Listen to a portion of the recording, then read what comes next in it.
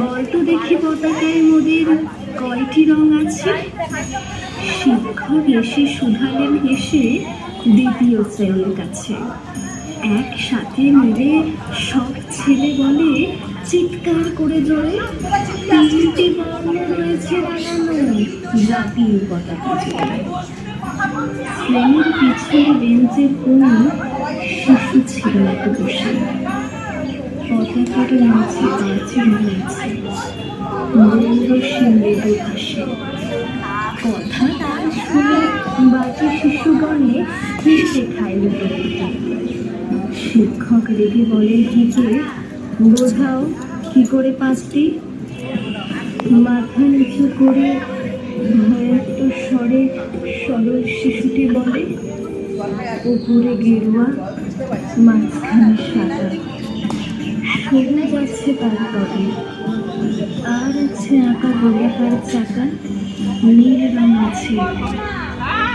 শিক্ষক বলে, এটিকে ধরলে তবু হচ্ছে চারটে। অবধ শিশুটি বলল তখন, রং আছে আর একটা।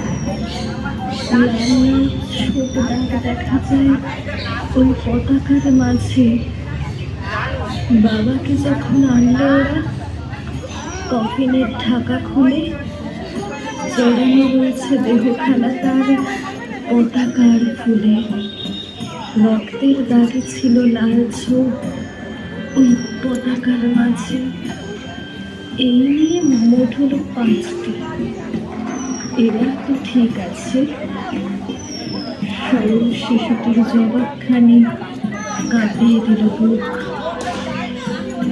অস্ত্র এলো লাল করে শুকনো হরিণ।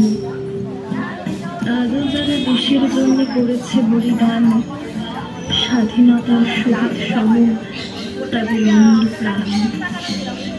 হয়েছে স্বাধীন, পেরিয়ে গেছে 76টি বছর।